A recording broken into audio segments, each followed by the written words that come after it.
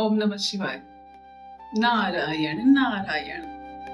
आपने कई बार ये शब्द सुने होंगे जब हमारे एक बॉलीवुड के अभिनेता जीवन जी इस कैरेक्टर को निभाते थे और एक ऐसा दौर था कि हर बॉलीवुड की डिवोशनल मूवी में नारद मुनि की भूमिका निभाने के लिए जीवन जी से बेहतर कोई अभिनेता ही नहीं था। और उन्होंने उस कैरेक्टर को इस तरीके से निभाया कि हमेशा ऐसा लगता था कि ये एक ऐसे कैरेक्टर हैं जो शायद हर एक के जीवन में सिर्फ कलह ही करते हैं, झगड़े करवाते हैं। कभी किसी देवियों में झगड़ा करा देंगे तो कभी भगवान के बीच झगड़ा करा देंगे, कभी त्रिलोकी में कहीं भी घूमते रहते हैं, कभी ऊपर पहुंच जाते हैं, कभी विष्णु जी के पास पहुंच जाते हैं, कभी कृष्ण जी के पास पहुंच जाते हैं, तो कभी शिव जी के पास पहुंच जाते हैं, कभी देवियों में झगड़ा करा देते हैं, कभी राक्षसों में सुलह करा देते हैं, कभी ऋषि मुनियों को गाइडेंस दे देते हैं। ये एक ऐसे मुनि हैं जिनके बारे में जानना आई थिंक हर भारतीय को जानना चाहिए, क्योंकि इनका कैरेक्टर बड़ा इंटरेस्टिंग है और इनकी प्रेजेंस श्रीमद् भागवत शास्त्र में, महाभारत में, रामायण में, हर काल में, हर युग में है। तो अगर इनके कैरेक्टर को देखा जाए तो इनको समझना ऑलमोस्ट नामुमकिन है। इनका जो जीवन काल है, ऐसा माना गया है कि ये ब्रह्मा जी के मानस पुत्र हैं। सो ब्रह्मा जी के 4 पुत्र और हैं जो मानस पुत्र थे, जिन्हें हम सनकादिक मुनि के नाम से जानते हैं, और दूसरे उनके पुत्र नारद हुए। तो टोटल ये 5 मानस पुत्र हुए ब्रह्मा जी के, जिनमें से इन 5 ने क्रिएशन करने से मना कर दिया और ब्रह्मा जी को अपने बाकी प्रजापतियों का निर्माण करना पड़ा, सृष्टि का निर्माण करने के लिए। फिर भी नारद जी को श्री हरि की, विष्णु जी की इतनी कृपा प्राप्त हुई कि उन्हें तीनों लोकों में भ्रमण करने का आशीर्वाद प्राप्त हुआ। हालांकि एक श्राप के स्वरूप उनको किसी भी जगह ठहरने का ब्लेसिंग नहीं मिला, लेकिन शायद यही उनकी लीला रही। और उनका हमारे शरीर के अंदर वो एक ऐसे तत्व के रूप में रहते हैं जो एक कैटलिस्ट का काम करता है हमारी लाइफ में। उसी के लिए आज ये वीडियो बनाया गया है, ताकि हम नारद मुनि जी, जो एक ऐसा कैरेक्टर है बहुत ही खूबसूरत, जिसे हम थोड़ा सा समझ नहीं पाते। पॉजिटिवली अगर हम देखें तो नारद मुनि सिर्फ एक मैसेंजर नहीं है जो सिर्फ यहां से वहां घूमते रहते हैं ऋषियों के बीच में, लेकिन वो एक इतना गहरा एलिमेंट है, एक इतना इंपॉर्टेंट प्रिंसिपल है एक व्यक्ति की लाइफ में कि उनके ऊपर मुझे लगा कि शायद मुझे कुछ 3-4 वीडियोस बनाने चाहिए, एक सीरीज भी बनानी चाहिए, ताकि लोग नारद जी को ढंग से समझ सके कि नारद जी हैं कौन और क्यों उनके बिना अवेकनिंग संभव नहीं है। वो एक ऐसी आवाज है जो आपकी अंतरात्मा को झकझोरती है, जो आपकी अंतरात्मा को जगाती है। उन्हीं की वजह से आप जागृत अवस्था तक जा सकते हैं और उन्हीं की वजह से आप त्रिलोक में ट्रैवल कर सकते हैं। उनके अंदर एक ऐसी माया को तोड़ने की शक्ति है, आपके सारे इल्यूजन्स को खत्म कर देते हैं, सारे अहंकार को खत्म कर देते हैं। एक ऐसे कैटलिस्ट की तरह काम करते हैं और एक ऐसे मैसेंजर की तरह काम करते हैं कि आपकी बॉडी के लोअर पार्ट से लेकर के अपर पार्ट तक, यानी कि आप तीनों लोकों में, आपके पाताल लोक से लेकर स्वर्ग लोक से लेकर के ब्रह्मा के लोक तक वो फ्रीली घूम सकते हैं और आपका संदेश, आपकी भक्ति, आपकी श्रद्धा सब तक पहुंचा सकते हैं। उनके नाम का असर उनके नाम से ही समझा जा सकता है। उनके नाम का अर्थ ही है नारद, यानी कि नार यानी ज्ञान और द मीन्स दाता, यानी कि ज्ञान को देने वाला। वो ही ऐसे हैं जो आपके अंदर भक्ति और ज्ञान को पैदा करते हैं। नारद जी एक ऐसी आवाज है आपके अंदर, वो ऐसे कैटलिस्ट हैं जो आपकी हर उस कंफर्ट लेवल को तोड़ देते हैं। उनको अधिकतर कथाओं में ऐसा दर्शाया गया है कि वो बड़े उपद्रवी हैं, और हमेशा आप नोटिस करेंगे कि जब भी आप कोई लीला देखेंगे, महाभारत की या रामलीला की या कोई भी, आप उसमें नोटिस करेंगे कि जब भी नारद जी आते हैं तो वो कोई ना कोई प्रॉब्लम सॉल्व कर रहे होते हैं। या तो वो विष्णु जी को कुछ ट्रिगर कर रहे होते हैं, या तो वो कोई मैसेज दे रहे होते हैं, या तो फिर वही कोई करेक्शन कर रहे होते हैं, या तो फिर वो कुछ ऐसी जागृति ला रहे होते हैं, कुछ ऐसा डिफरेंट पर्सपेक्टिव दे रहे होते हैं वहां पर कि आप चाहे ना चाहे आपको अपने उस कंफर्ट लेवल से निकल करके उस देवता को या उस मुनि को या उस कैरेक्टर को जिनको वो ये एडवाइस दे रहे हैं उनको बाहर निकलना पड़ता है। तो वो सेम चीज वो हमारे साथ भी करते हैं। और जब वो खास करके अहंकार या किसी के प्राइड मूवमेंट को तोड़ते हैं तो उस समय वो डिस्टरबेंस पैदा नहीं करते, बल्कि वो इंसान के अंदर ये एहसास कराते हैं कि तुम वो सत्य नहीं देख पा रहे हो जो सत्य तुम्हें देखना चाहिए। उदाहरण के लिए श्रीमद् भागवत में ऐसा उनका लीला गान है कि जब महर्षि व्यास जी वेदों की रचना कर रहे थे तब उन्होंने चारों वेद बना लिए, लेकिन फिर भी वो आंतरिक रूप से खुश नहीं थे। उनको ऐसे लग रहा था कि कुछ मिसिंग है, लेकिन वो क्या मिसिंग है वो उनको समझ नहीं आ रहा था। तो वो उस समय नारद जी उनके पास प्रकट होते हैं और वो नारद जी से अपनी प्रॉब्लम कहते हैं।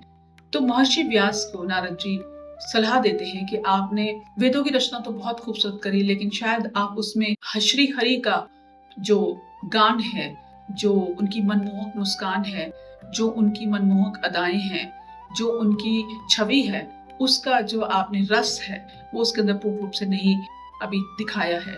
शायद वही एक कमी है जो आपको कहीं ना कहीं अंदर इस चीज की एहसास करा रही है कि कुछ अपूर्ण है।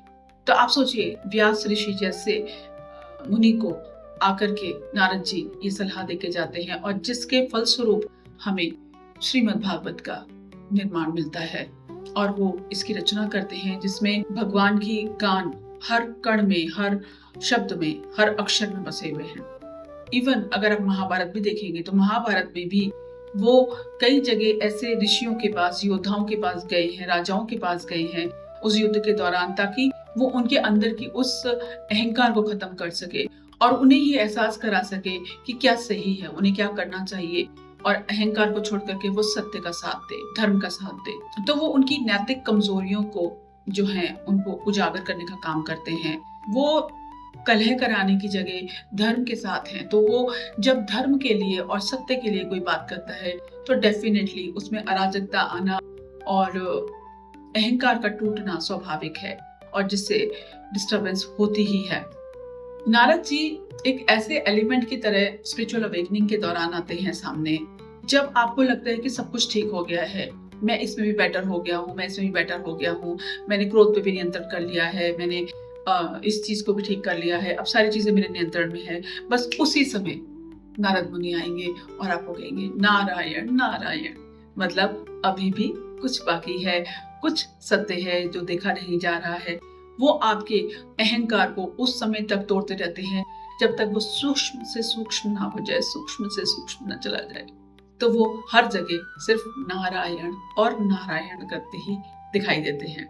उन्हें एक शरारती व्यक्ति के तौर पे ना देख करके, अगर हम कैंटो 1 और चैप्टर 5 और श्लोक 6 में आई थिंक ये व्यास जी का वर्णन है जो मैंने अभी आपको बताया, तो उसमें उनकी तुलना उसी कैंटो में, उसी चैप्टर में उनकी तुलना जो है सूर्य भगवान से भी की गई है। खुद उन्हें नारायण भी बुलाया गया है, क्योंकि नारद मुनि स्वर्ग, पृथ्वी, देवताओं, ऋषियों, मुनियों, असुरों, मनुष्यों, हर जगह पे उनकी प्रेजेंस पाई जाती है। हर जगह पे वो हर एक के साथ मदद कर रहे होते हैं। हम सिंबॉलिकली अगर इसको समझने की कोशिश करें तो वो दिव्य और मानवीय गुणों को एक साथ जोड़ते हैं, असुर और दिव्य को एक साथ लेके आते हैं, ज्ञान और कर्म को, भक्ति और बुद्धि को, वैराग्य को, इन सबको, भाग्य को और स्वतंत्र इच्छा को, इन सबको साथ में लेकर के आते हैं। हम ऐसा कह सकते हैं कि वो हमारे एक्सटर्नल और इंटरनल के बीच एक ब्रिज का काम करते हैं,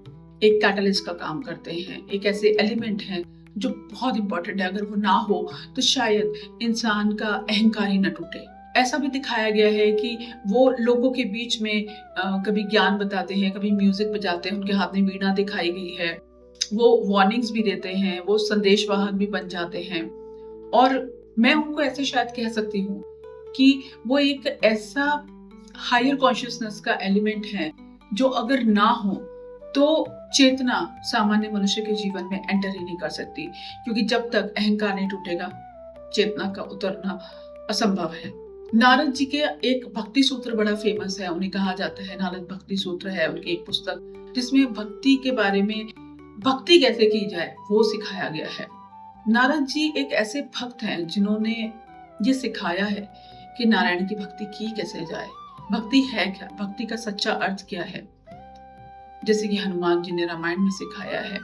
श्रीमद् भागवत जी में नारद जी की भक्ति एक ऐसा ग्रेट सिंबल है जिससे आपको सीखने को बहुत कुछ मिलता है। वो बार बार नारायण नारायण का जाप करते हैं, जिससे पता लगता है कि आपको हर समय भगवान की चिंतन करना है। उनके हाथ में वीणा रहती है। वीणा का सिंबॉलिक अर्थ क्या है ये मैं आपको किसी दिन एक और दूसरे वीडियो में बताऊंगी, अगर आप मुझे रिमाइंड करा देंगे तो वो भी बहुत एक इंटरेस्टिंग वीडियो बन सकता है। नारद जी हर समय निरंतर लगातार नारायण नारायण का जाप करते हैं और अपने हाथ में एक वीणा लेके आते हैं। वो वीणा ऐसी वीणा होती है जिसपे बजा के वो सिर्फ नारायण नारायण गाते हैं। लेकिन इसका एक सिंबॉलिक मीनिंग भी है। उनकी वो वीणा जो है आपके हृदय और ब्रह्मांड के बीच एक डायरेक्ट कनेक्शन है, एक डायरेक्ट ब्रिज है, जिसपे जब वो वादन करते हैं और लीला गान करते हैं और नारायण नारायण का नाम लेके उसे बजाते हैं तो उससे आपका मानसिक और आपका कॉस्मिक अलाइनमेंट हार्मनी में आ जाता है। नारद जी की भक्ति ऐसा भी दर्शाती है कि एक भक्त त्रिकाल में कहीं भी जा सकता है, वो पास्ट फ्यूचर प्रेजेंट कहीं भी विजिट कर सकता है और उससे परे भी जा सकता है, क्योंकि वो स्वयं सूर्य है। उनका प्रेम जो है नारायण के प्रति बहुत ही शुद्ध है और नारद जी के हिसाब से भक्ति ईश्वर के प्रति प्रेम का परम स्वरूप है। यदि आप किसी के प्रति प्रेम में है तो उसमें कोई क्वेश्चन नहीं होता, क्योंकि वहां आपकी एक ऐसी आस्था होती है जिसके आगे क्वेश्चन उठाने का सवाल ही नहीं उठता। नारद जी के भक्ति सूत्र में ये भी कहा जाता है कि बिना भक्ति के ज्ञान पॉसिबल नहीं है और बिना ज्ञान के भक्ति अंधी हो जाती है। मैं तो नारद जी के ऊपर पूरी सीरीज बनाने वाली हूँ, तो नारद जी के बारे में कहने के लिए इतना कुछ है, इतनी लीलाएं हैं उनकी। फिलहाल मेरा वीडियो बहुत लंबा हो गया है, तो मैं आपसे एक ही बात कहना चाहूंगी कि साइकोलॉजिकली अगर हम इस चीज को समझना चाहें कि नारद जी कौन है, तो नारद जी हमारे लिए एक ऐसे इंटरनल गुरु के रूप में साबित होते हैं जो हर उस समय प्रकट हो जाते हैं नारायण नारायण कहते हुए जब हमें लगता है कि अरे मैं तो पार हो गया, अरे मैं तो अहंकार से ऊपर उठ गया, अरे मुझे तो क्रोध नहीं आ रहा है, अरे मैं तो इन चीजों से परे हो गया, अरे मैंने तो उसको माफ कर दिया। बस उसी समय नारायण नारायण कहते हुए नारद जी आपके जीवन में एंटर करते हैं और आपको एक शीशा दिखा देते हैं कि देख बेटा अभी नहीं हुआ। उनकी लीलाएं इतनी सारी हैं कि अगर आपसे बात करते करते मुझे शिवरिंग हो रही है और मैं महसूस कर पा रही हूँ कि शायद उनकी ब्लेसिंग्स है हमारे साथ इस वीडियो को करने में, तो बने रहिए। उनके बारे में अगर आपको जानने की और इच्छा है तो अपनी इच्छा जाहिर कीजिए, क्योंकि आपकी इच्छा जाहिर करने से मेरा भी मोटिवेशन और बढ़ जाता है ताकि मैं आपके लिए और अच्छे अच्छे वीडियोस लेकर के आऊँ। ओम नमः शिवाय।